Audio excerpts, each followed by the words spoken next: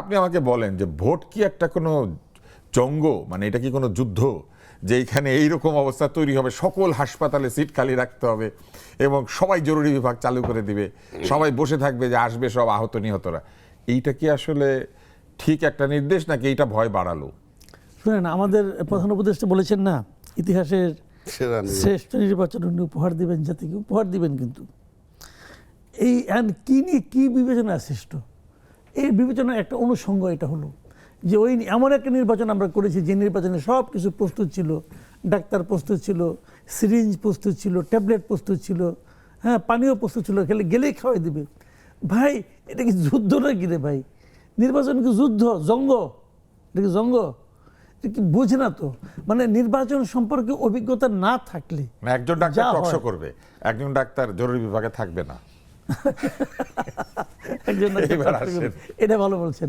এখন এটা মনে করেন আপনার নির্বাচন হবে, হয় আমি মানি যে যখন ফল টল হবে দু একজন লোক হয়তো অজ্ঞান হয়ে যাইতে পারেন ফল দেখে নিয়ে, এটা সে তো নির্বাচনের পরে, মানে সকাল থেকে এগুলি কেন প্রস্তুত রাখতে হবে? এটা তো নর্মালি থাকবে। আমাদের এখানে হাসপাতাল, ডাক্তার এই সময় কি আর সবাই ঘুমাবে? ঘুমাবে না তো, তারাও তো ভোট দিবে, এটা তো নর্মালি থাকবে। এখানে মানে এগুলো হলো কি জানেন, মানে অনভিজ্ঞতা থাকলে যেটা হয়, অনভিজ্ঞতা আছে এক নম্বর। আর দ্বিতীয় কথা হলো একটা কিছু ক্রিয়েট করতে চায়। মানে আমাদের উনি তো মোটামুটি আমি বলি তাকে স্বপ্ন ফেরি করে বেড়ান আর কি, স্বপ্ন দেখার মানুষকে কথার ফেরি অলয় মাঝে মাঝে বলি। দেখেন আপনার কত কথা যে বলে, মিষ্টি মিষ্টি কথা শুনতে খুব ভালো লাগে। বলে নাই রোহিঙ্গাদেরকে আগামী ঈদ আপনারা বাড়িতে করবেন, কেউ করতে পারবে? সাথে ঈদের নামাজ পড়ার কথা ছিল, জাতিসংঘের মহাসচিবের আসার কথা ছিল। এবং এটা যে ওটা যখন বইলে আসছে, ধর ওখানে বইলে আসছে যে আগামী ঈদ সবাই আপনারা বাড়িতে করবেন, বইলে আসার পরের দিন মানে ওখান থেকে বেরোনোর সঙ্গে সঙ্গে উনি এটা ভুলে গেছে। ওনার তো কোনো দায় দায়িত্ব নাই, মানে উনি বলা শেষ। উনি কি এই জন্য একটা কোনো পদক্ষেপ নিছে? রোহিঙ্গা বিষয়ক একটা হাই ভোল্টেজ নাকি একজন লোককে নিয়ে আসছে, যে হাই সিকিউরিটি নাকি একজনকে নিয়ে আসছে। উনি কি করছেন না ভাই এই কয়দিন, এই 1.5 বছরে উনি কি করেছেন বলেন? কথা।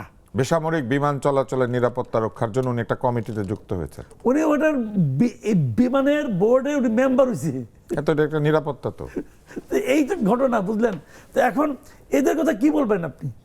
মানে এমন একটা নির্বাচন করতেছে, যে নির্বাচনে যারা আয়োজন করতেছে মানে আপনার এই গভর্নমেন্ট, তাদের কোনো অভিজ্ঞতা নাই। যারা পরিচালনা করতেছে নির্বাচনটা, ইলেকশন কমিশন, এই ইলেকশন কমিশন যাদের নিয়ে গঠিত, যে কয়জন মানে সিইসি এবং অন্যান্য কমিশন, এদের কোনো অভিজ্ঞতা নেই।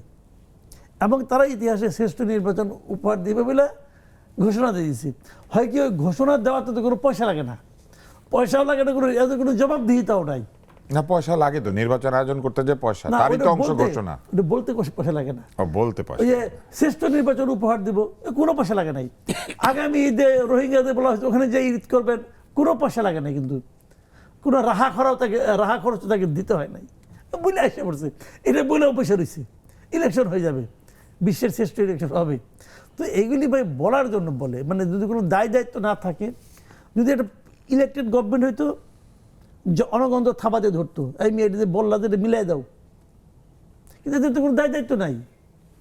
ডক্টর ইউনূসের কোনো দায় দায়িত্ব নাই, ইলেকশন কমিশনের কোনো দায় দায়িত্ব, কারো কাছে কোনো জবাব দিতে নাই, ডক্টর আলী রিয়াজের কোনো জবাব দিতে নাই।